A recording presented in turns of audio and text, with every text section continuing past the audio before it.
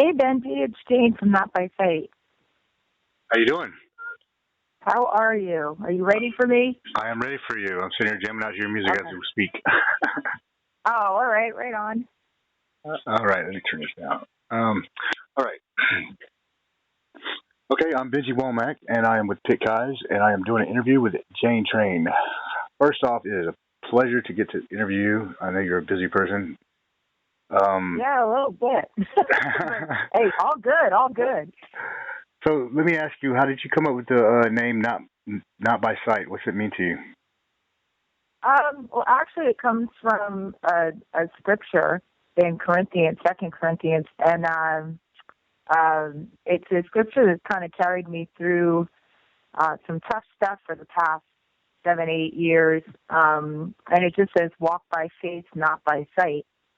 And, because it's sometimes when you're going through something difficult, it's hard to believe that there's, anything out there looking out for your welfare. You just feel kind of alone and isolated. So, if you're an atheist, then you don't worry about it. If you're a believer like I am, then you start to question, like, what's going on? Why do I feel deserted?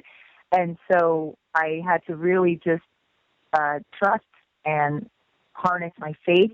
And that scripture just says, if everything looks like it's going to hell, doesn't mean it necessarily is. Like, there could be something going on behind the scenes. And that's what it always ends up being, is like, so you come out a lot better for whatever you've gone through. At least that was my experience. So it was about faith. Okay. All right. So your first release has come out, Stand. Beautiful song, by the way. But it left me wanting to hear more. When's the full length supposed to be out? That's a good question. I'm hoping to get something out this year. Obviously, if we have label support, it will happen a lot faster. And I say that with hesitance just because I have to work around Corey Larry's schedule with Saint Sonia, because he's a co-writer and a producer of this project. So he has a lot to do with this sound. So I very much, have to wait till he's home or off the road and not busy with Saint Sonia, at least if there's a window. All right.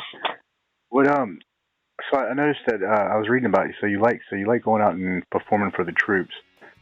So awesome. When you're overseas, when you're overseas doing that, what was the closest place that you did that at? And was there ever a time where you were nervous going to a foreign land to do that? I'm never nervous on a military tour. I think that's one of the safer places you can be, is on base. Right.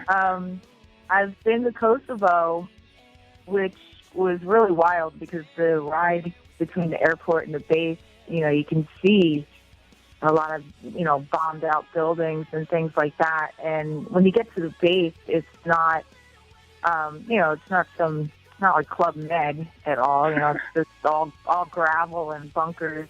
But I'll tell you what, I had a blast there and would go again, because the troops were just so, everywhere we go, the troops are so thankful for having alleviation from their daily operations, and they don't get entertainment that often. So I think the music reminds them of home, and just, being at a live concert, they get to let loose and they go nuts. It's great.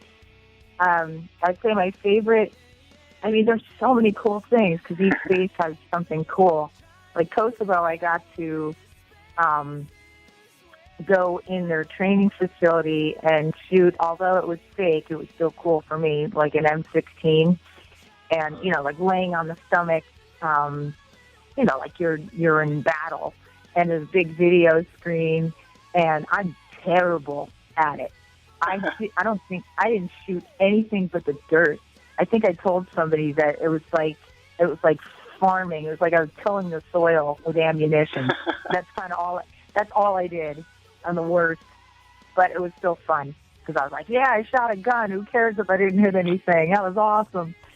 Man. And, then I go to the base in Germany, and it's by all these huge, beautiful mountains, and that was like a resort. They have a hotel that the band stayed in, and there was families there. And actually, Virus, who's the guitarist in Not By Sight, and also with Dope, and was in Device, he just did New Year's Eve with me in Guantanamo Bay for Ringing in 2016, and as you would expect with the military, the fireworks were amazing.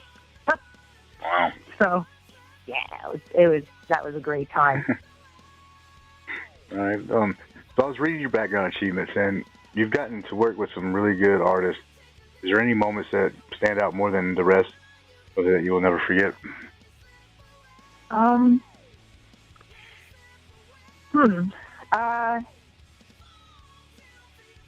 I think this, before Not By Sight came around, I actually put together a solo CD, and that was very cathartic for me. I had a lot of things that I needed to write about and get out, and it was really important for me to accomplish having a full CD with artwork and everything, and a lot of guest artists on it. I have Bumblefoot, who was in Guns N' Roses at the time, and like everybody from Breaking Benjamin at the time except Ben, and the biggest thrill was I got to co-write with Clint Lowry, who is one of my favorite musicians and people.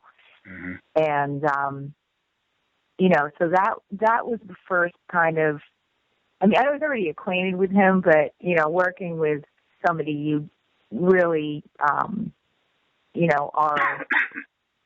a fan of their work, that's something else. So, that was the first pinch me moment, at least a few years ago.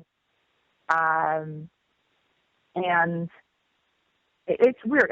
I think, then when we got in the studio, and it's like I had the drummer and bass player from Breaking Ben, and I'm working with Clint, and I'm really, at the studio where Seven Dust did their past few albums, I think, I was like sitting back on, this is awesome. Oh, yeah, man. I used to love Seven Dust, man. Oh, it's so good. Yeah, so, I think that was it. But, I have, throughout my whole life, I have so many weird stories with well-known people, like really strange things that I think I've had so many that, like, I'm kind of numb to fangirling out. Well, like, I was Vince Neil. What? Vince Neil. I've seen some online where you do stuff with Vince Neil. That was hilarious. See, this is what I mean. Is now when here I am. I was playing with this other band in Pennsylvania, and I had no idea why Vince Neil was at my show. And I'd never seen Motley Crue live. I'd never met anybody from the band, and he was there. And I used to be in Liz Phair's band, and she used to be with the same management company that Motley Crue was, like, years ago. And so I at least had that in common. And I just go to walk up to Vince and just be like, "Hey, man!" And this huge, like, 6'5" guy steps in between us, like, "Excuse me, can I help you?" And I'm not, I know he's, a celebrity, but, like, I kind of don't care. So I was, I kind of rolled my eyes, like, really? And I said, "Well, I'm the singer in the band tonight." And Vince heard that, and he leaned around him and grabbed me. He's like, "Come here." So I was like, "Hey, man, how are you? You want to sing with us tonight?" And he's like, "Well, give me a set list." So I made him sing Journey, which was hilarious. Me and him rocking out on Don't Stop Believing. And he was a sweetheart, an absolute, like, he was awesome. His friends, quote unquote friends that were with him, loved me. They just, like, adopted me. And And then, I told Vince, I said, I have yet to see Motley Crue. He's like, you're kidding. He's like, listen, I'm going to be staying at this hotel again tomorrow, and we're rolling up to Syracuse to play. Why don't you come with us? So this is true. The first time I ever saw Motley Crue was with Vince Neil. Rolled up on his bus, saw the show, and came back home. And no crazy stories. I think the wildest thing that happened was he turned me on to Uncrustables. He had a drawer full of Uncrustables. I was like, these are just peanut butter and jellies without the crust. He's like, yeah. And I'm like, that's pretty genius. Wow. That's what I mean is I have crazy stories. I went to Paris and met Greg Allman, and he helped me through the time I was getting divorced, just crazy stuff. So I have not met Dave Grohl yet, dying to. But if he walked in right now, I would not lose my mind. I would just be like, hey, man, when are we going to work together? So, even Bono. Uh-oh. Bono, huh? Yeah, no, if I met Bono, I'm like, I wouldn't lose my mind. I'd be like, wow, you've had hell of a career, haven't you? I think I'm just so numb to, fanning out. So. Tell me about the Jane Train Wild Strawberry Sour Mash. Is that a real drink, or what am I missing there? Solid flyer for it. Oh, the Sweet Revenge. Yeah. Oh, Sweet Revenge is they're a liquor company that has just started sponsoring me. It's supposed to be like the answer to Jack Daniels, but for women. So it's a sweeter drink. It's whiskey based. It's pink. Yeah. But I love that they call it Sweet Revenge. And if you've ever pissed off a girl, you'll understand. Oh yeah. So right. So I've tasted it, and I like it with lemonade. And, thank God, I knew somebody who is a rep, and I just said, why aren't you supporting musical artists? And she's like, well, we'll support you. And she got all excited about it. And that's how that happened. And, actually I just met some of the higher ups from that company. They had me, there was a grand opening in Pennsylvania of this huge strip club. And my friend was like, yeah, you're going to meet my boss and my boss's boss and come to the strip club. I'm like, really?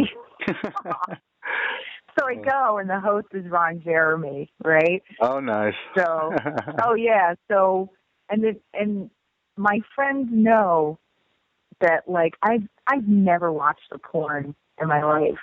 I've never seen, you know who Ron Jeremy was? Oh, yeah, no, of course. You see him on TV shows, and at one point I had to be and he's in a lot of music videos.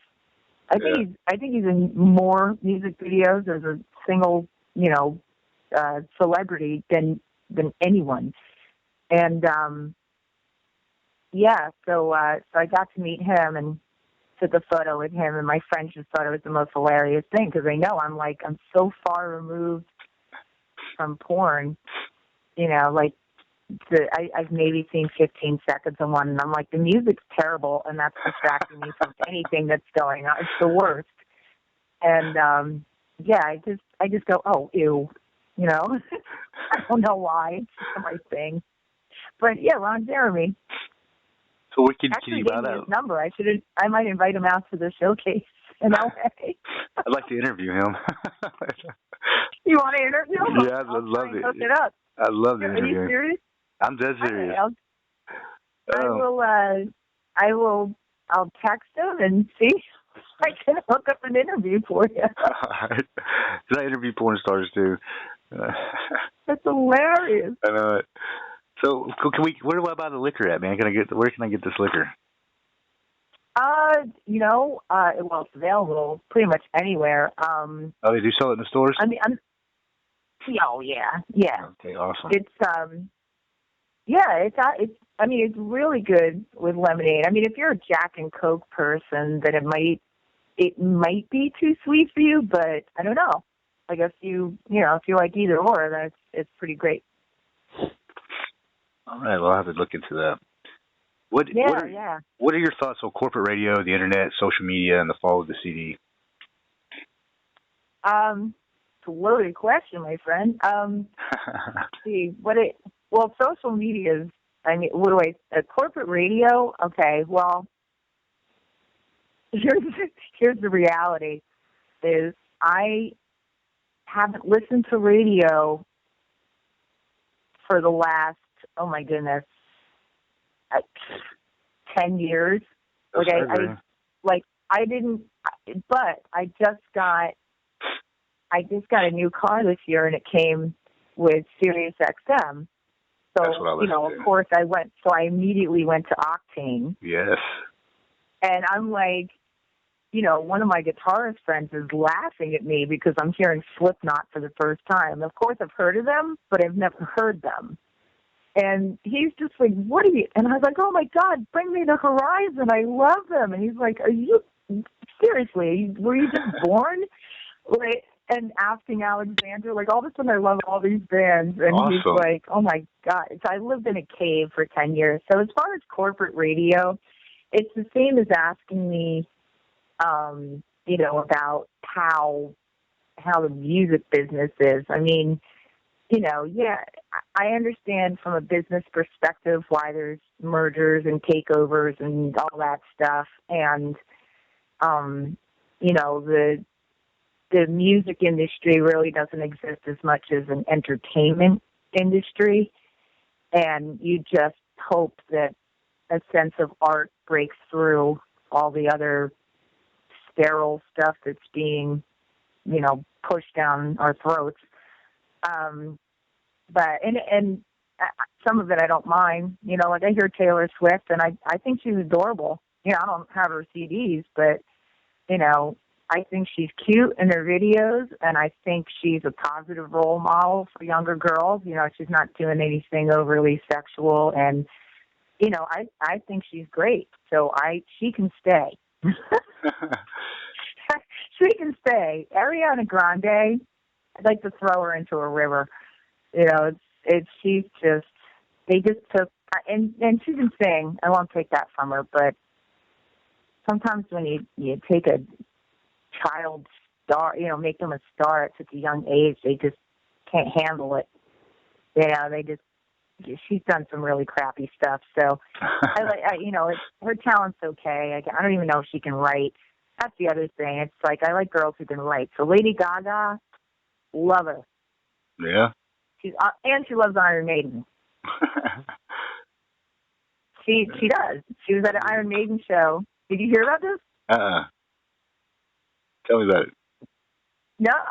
She was at an Iron Maiden show in the green room, and she felt like a total poser. She was like, "Look at us.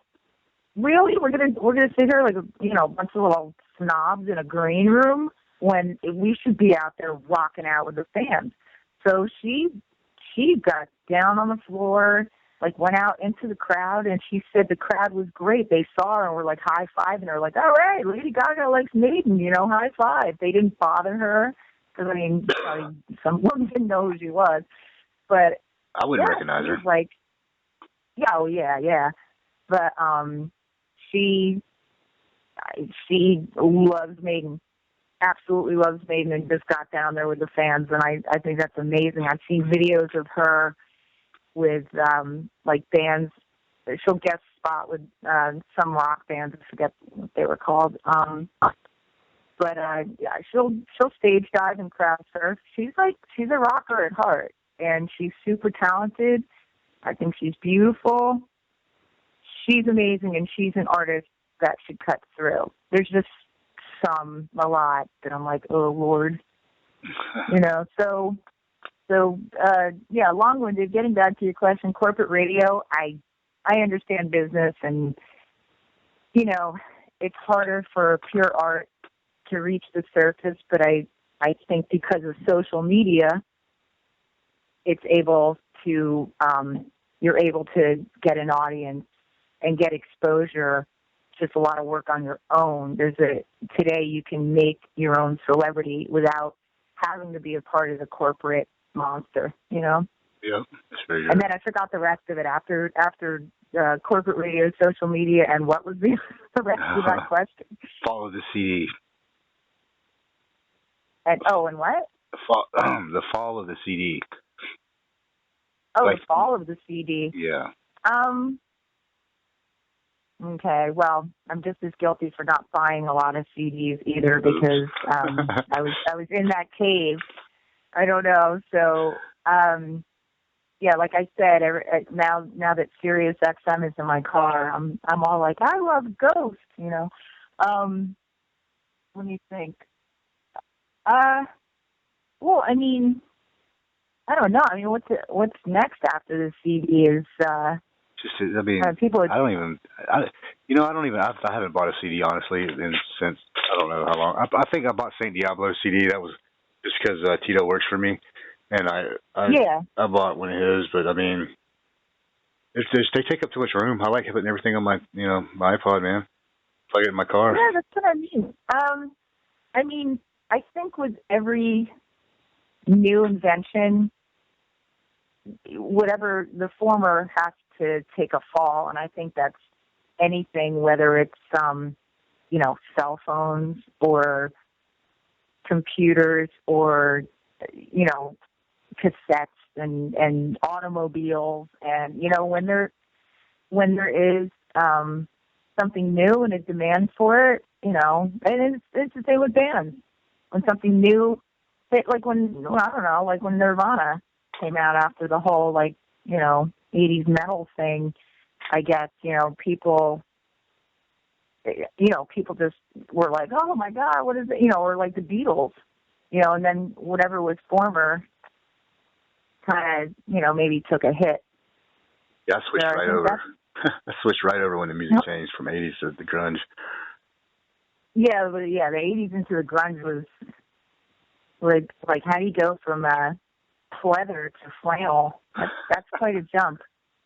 Yeah. Big hair to I haven't bathed in 3 days hair. I miss the pants that they wore in the 80s, man. I just wanted a pair of the leather pants that that everybody wore. I still see people wearing them. Are you kidding? I think they came back. I'm not sure. Like I see like some fantastic outfits. Like, oh my God, no, I haven't seen the rest of the band, but that chick in Arch Enemy. Mhm. Oh yeah. These or the Butcher Babies. Oh, I love the Butcher Babies. Dude, they're great. They're still rocking the pleather. Yeah, I've interviewed them. I interviewed them a while back. They're coming through again next week, a couple weeks. Really, I'm dying to meet Heidi now because I went to Louder Than Life Fest. She's the blonde, right? Well, now she's a redhead. She doesn't have a belly button. You ever notice that? I think I actually looked at her eyes. What? Really? She doesn't have a belly button? No, man. She don't. I'm going to ask her about it. I'm going to just go ahead and just do it, man. I'm going to ask her. You're just going to ask her, be like, do you have a belly button? What's the deal with the belly button? Maybe it's just really high because she wears her pants really low. I mean, maybe it's there, but, covered by a shirt. I don't... Well, they used to wear nothing but nipple tape in the back in the day, so that was pretty visible. Wow. Oh. Well, I mean, let's be real. What does a belly button do? Nothing. Nothing. Don't believe me. It didn't take anything away from her hotness, man. Right? God. No, so the thing is, her and I look nothing alike. We both have red hair, and not even really the same shade. And I have a million braids, and she doesn't. I love it too. That was my next question to you. and she's like super skinny, like awesome, like model skinny, and I'm not. And I was walking through the festival, and people were like, "Hey, great show!" And I was like, "Hmm." And this happened a couple times until I stopped somebody and said, "Who is it that you think I am?" And they're like, "Are you the Butcher Babies?" And I was like, oh my God, like who the hell has time to put this many braids in their hair from Showtime and like put on like 50 pounds? Like really? Like what the hell? So everybody thought I was Heidi. And I think that was awesome, but she's also like 12 shades tanner than I am. You know, we look nothing alike, but it still was very flattering. And now I want to meet her because I think that me and her should do a song together and do like a super redhead, you know, ebony and ivory thing, meeting Ivory. So, oh yeah, sure. So how long did it take you to grow your hair? And it's not that I was like, ooh, I'm going to grow my hair. It's that I have really curly hair, and I could not find a stylist that knew what to do with it. And so I always used to braid my hair to dry it. Mm-hmm. And then I would, but I mean, I only used to do like 10 huge, thick braids. And I would dry my hair like that. So then when I took my hair out, it was kind of like this kind of wavy, Maid Marian looking, whatever. But then I started doing thinner braids, so that meant more of them. And everybody was telling me, oh, my God, that should be your look. And I just started leaving them in and doing, again, smaller and smaller braids until, this happened. And I just haven't cut my hair in a long time. I don't go to a hairdresser. I do all my braids. I do all the coloring. And that's it. I know how to do my hair best. That's right. So, yeah, that's what happened. And it's funny because when I was in grade school, I used to get bullied for my hair. And now everybody thinks my hair is super cool. So look at that. Isn't that nice? A nice end of the story. I used to get pushed in the lockers, and now I get lots of compliments. Oh, I was totally brutal. Kids are brutal. Okay, what do you think about buy on tours and pay to play shows? Ugh. Well, that answered that. Well, yeah, it stinks for me because I'm in a position where I'd have to buy on. So, I understand it. I don't think I would feel really good about doing that to a band that's just starting out and doesn't have, the monetary means that, like, a bigger band who's been around for a while has. I understand the business side. I would hope that I get in a position where I could do something like Kid Rock or Pearl Jam, where they turned around and they were like, you know what? We're doing $10 tickets, Mm-hmm. like $10 concert tickets or $20, whatever it is. None of this $100 concert tickets. But the thing is, Kid Rock makes so much money that he can afford to do that. But some of those bands make just as much money, if not more. And it seems to me like, the more money these bands make, the more they charge for tickets, man. Some of them. Mm-hmm. Yeah, and it's I hope to be in a position where, I could be the headline that will still help the up and coming people. I think, I would have fun. If there were a couple new bands, putting them on a bill with me. If it's, I could say when you're up and coming, you're not gonna expect a lot of money, and so I know that instead of having these bands pay to play, that it would be cooler to maybe just give them, exposure, like some starter cash, and let them sell their merch, and not put any weird rules about their merch, and I just don't think I would ever get so greedy. Now, if anything were to happen where I'm in a position, because I want this interview to come and haunt me later, where people are buying on, then you can guarantee that it's probably not me doing it, Right. And I guess I'll I'll know more as I get caught up in the corporate wheel, but I don't, I may get caught up in the corporate wheel, but I won't change as a person. I try to be good-hearted. I have my beliefs that always want to help people. And, I hope that I can avoid ever doing that to somebody. But I mean, if they have a label that's dying to, or they're in a position to throw out that kind of cash, I mean, I guess that's why it happens. But then the band has to make that cash and pay them back. And that's, you got to really figure out, is it worth it to, buy onto this tour when now we owe all that money to even, push a lot of merch? You better have the most awesome merch, to pay back your company. Oh, yeah. So, yeah, so that's, I'll probably be the victim of it if we get a label and have to buy onto a tour. I'll just try and make the best of it, but I know I'm going to be like, ugh, this just takes the art out of art. So what's the heaviest band that you like listening to? All these new bands you've got to hear. The heaviest band? Yeah. Now this is funny. I'm friends with this French band that's on Sumerian called Betraying the Martyrs. I've heard of them. And yeah, I love those guys. I've spent a good time with them in the States. I still, even last night, I was talking to the bass player, because his label is supposed to come out and check us out. But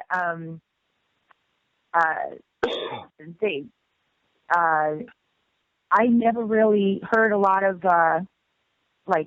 screamo stuff or metalcore.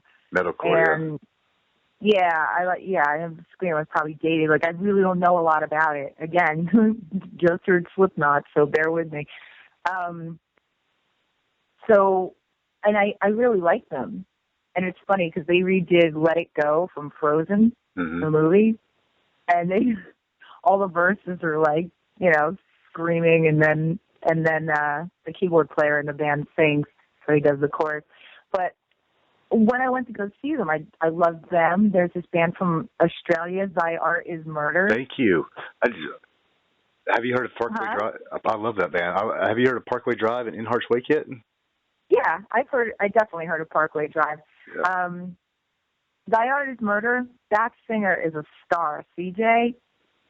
This guy, man, I saw them not so long ago. I don't know, it was last month, or when they were on tour with Parkway Drive and In Heart's Wake and Miss May I think it was, and I was covering that show, and Thy Art Murder, they came out on stage, and they he came out and his big, his dreadlock, he's all blacked out, and I could not. He was wearing these ridiculous shoes, man. I was sitting there because I was in a photo pit taking pictures. Oh yeah, the boating shoes. Yeah, they were big old bowling shoes or something. Yes, about these shoes. Yeah, he's Australian, man. They don't wear socks, and they wear these weird loafer shoes. Yeah. But man, I'll tell you what. You laugh for a second, going, "Look at this guy. He looks like Dream Date Ken," and then all of a sudden he starts, and you're like, "Okay, yeah. He's serious." And you know what I love about him is he's very level-headed person. He's not caught up in the celebrity. He's not hanging out with chicks and doing whatever. He's got a chick at home. He's faithful to her. He's usually very fatherly on the tour. He doesn't do drugs. He's never drunk. I mean, he's so adult and so mature on tour and just very grounded. Everybody always looks up to him. So he's not one of those, crazy rock stars. He's awesome. They got some cool merchandise too. He what? They got cool merch too. I bought almost all their merch from that show. Oh yeah, oh my God, I had their hate hat. Again, it's right up there with a picture of me and Ron Jeremy. My friends know I'm all about love. So I walked into this bar hangout, actually a gay bar, which is hilarious. And I surround myself with gays at home. It's just my circle. Me and Lady Gaga, I don't know what to say. And drag queens. So I walked in with a hate hat, and they just laughed at me. but I was like, I forget because I tagged CJ in the picture. It was me and one of my drag queen friends, and I think, what did I say? Don't they call Australia like Queensland? Oh, sure. Yeah, and I'm pretty sure they call it like Queensland. So I was just like, I go, oh look, the real Queensland. So I don't know, but yeah, and then I saw Born of Osiris, and they're really great. Wow, musically they're really wonderful. And so I would say those three bands, they were touring together, so that's kind of like my big exposure to that. Some guys that live near me in Pennsylvania that I think really have it together song-wise and image-wise, and the singer is a very sweet, level-headed person, is Motionless in White. Love them. Yeah, those guys are sick. Love them. I think they're great. The keyboard player and the singer are really the only two that I know, and just very, very nice, level-headed, talented guys, and they're a good-looking band. They have that whole, Edward Scissorhands look down, they're so handsome, and they rock. And that singer is a star. Chris Motionless is an absolute star. He's come to a few of my shows, and he's such a gentleman. Really is wonderful. So I say Motionless in White. Okay, awesome. Just a couple more. If you was interviewing me tonight, what's one question you would ask, and I'll answer it?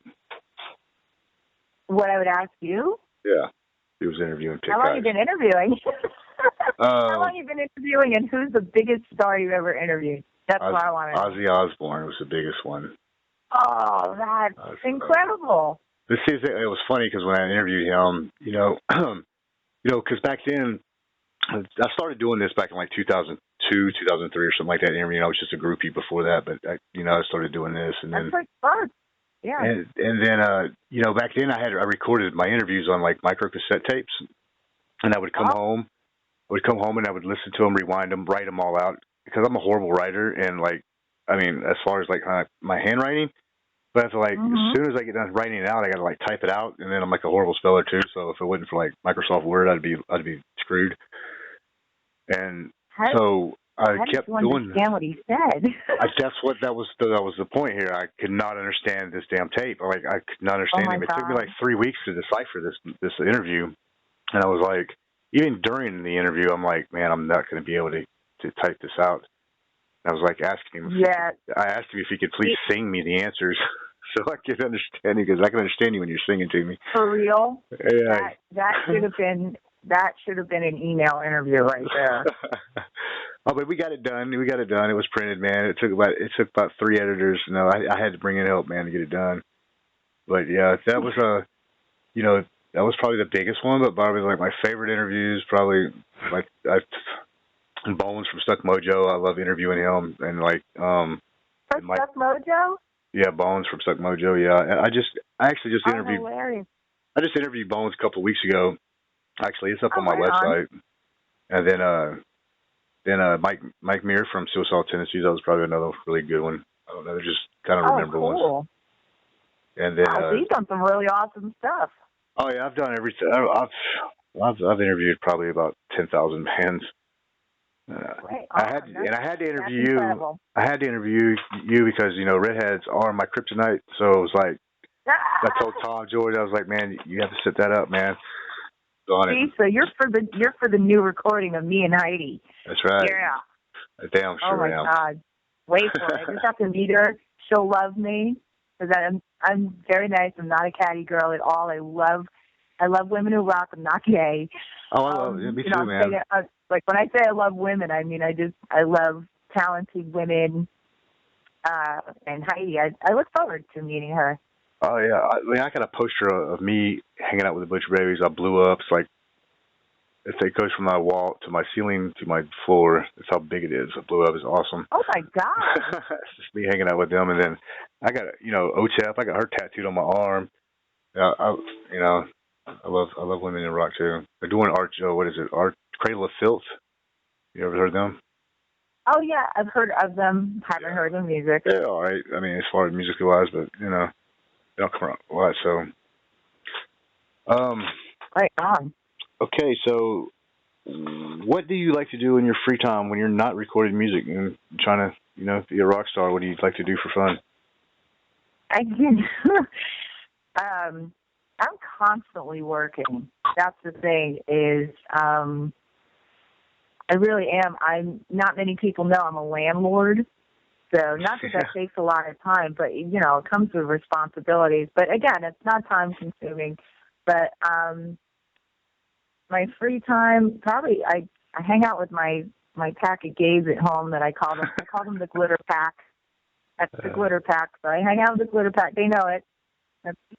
I hang out with them in my free time when I have it. But most of the time I'm at home constantly working on, either publicity or promotion or, lately it hasn't been as focused on music because, the business side comes in.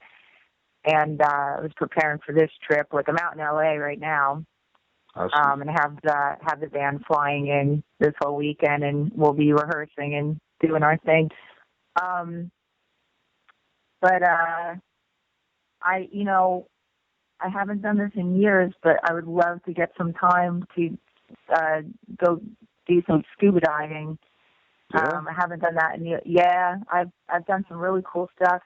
I've gone diving with sharks.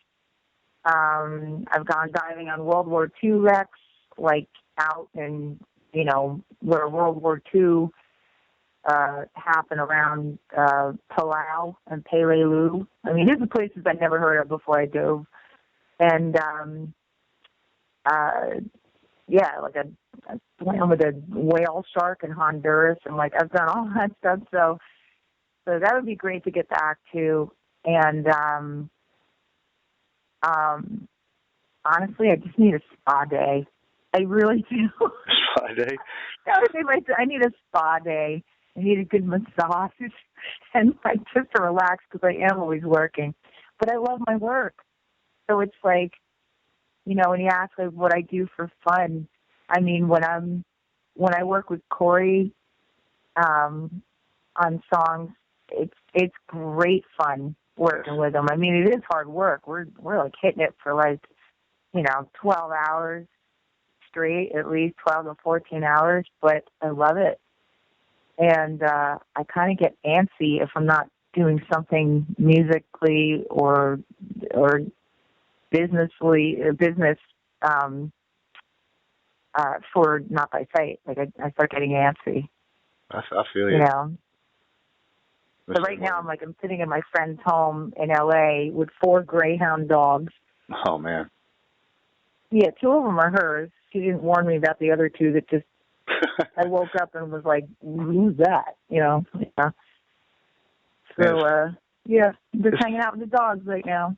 Relaxing. It's funny, man, because I was playing YouTube your videos, not by sight, and I just noticed I'm looking at my TV and it automatically starts playing the next thing. And it is playing some kind of Christian movie right now. It's called Walk by Faith, Not by Sight.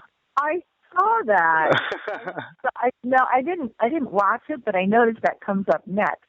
Yeah, I was like, what is this? Yeah, that's funny. But if you look on the side, sometimes when you look up Stand, you'll see a video from my solo.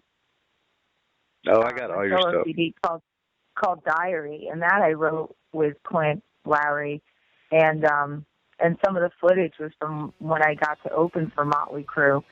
Oh yeah, I saw that. Crazy? Yeah, I got to open for Motley Crue 2 years after, I met Vince and got to sing with him and all that stuff at my show. I go to open for him. He didn't even watch me. No. And later, I was like, what the F, dude? I came to your crappy show. No, actually, it was far from crappy. It was quite amazing. But yeah, he's so over the whole thing, you know. I mean, damn, my God, he's been doing it forever. So I'm not even sure he realized that was the night that I was playing with them. Whatever it was, he was just like, "Oh, sorry." So he didn't even get to see me. Funny. So do you have any plans to go on tour soon, or? Are you trying to get this album out first?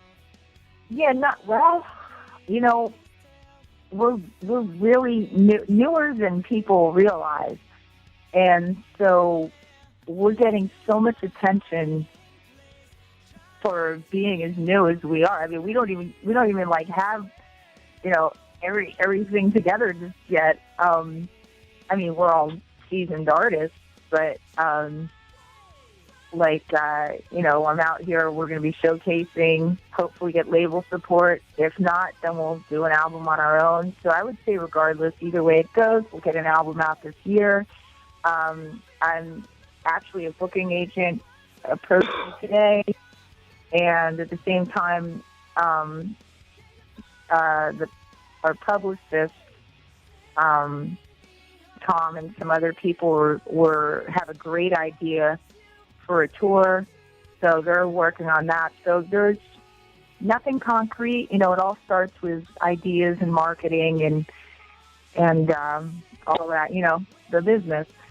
Tom's a good guy, man. And yeah, and the availability. You know, I'm hoping that my guitar. Well, I call him my guitarist, but he's really Amy Lee's guitarist. But I'm hoping my guitarist Troy will be available for any touring. You know, if that comes up. So I'd really like to have him along. Well, that was all I got for you. I mean, that was all the questions. Right it was an awesome interview. I mean, it's long. I like it when they're long. Oh, cool. Yeah, no, I know. I was like, this poor guy. No. I like it when they're long, man. It's like, you know, it feels like, you know, it just makes you feel like, you know, you're interested. You know, some interviews, if they last like 10 minutes, man, I'm like, wow, okay. You're right. Those are the early days, though. Oh, man. No, I have... I added you today on Facebook. Was that you that accepted it, or was that somebody else running your Facebook page? Wait, the Not Thy Sight Facebook page? No, Jane Train. Oh, what about it? I think I added you on Facebook today. You accepted it. I don't know if it was you or... Oh, yeah. Yes, I did. Okay, yep. Cool.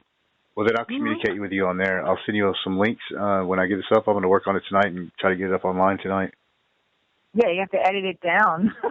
No, I probably won't edit it. It's going to be raw. I'm going to put my video together. So. All right, awesome. Yeah, if you need any material, just reach out. Tom has all the publicity photos, and anything you need. Just let me know. If Tom doesn't have it, I'll help you out. All right. And I'll email you about that Bon Jovi thing. That was just coming out of my mouth. I was going to say, I'll let you know. I'm actually going to text them right now and see. I'm going to send them a picture of me and him and be like, hey, this is a redhead you met at the strip club. Sentences that never, ever come out of my mouth. And I'll see if I can hook up an interview. He seems like he's over it, too. Everybody comes at him like, seen all your movies. And I was like, I know the color of your eyes. So, right. Yeah. I don't know. But, yeah, if anything comes through, then I'll let you know. All right. I appreciate it, Jane. It was a pleasure. Thank you. Thank you so much. It was a pleasure. All right. All right, I'll talk to you. All right, bye-bye. Goodbye.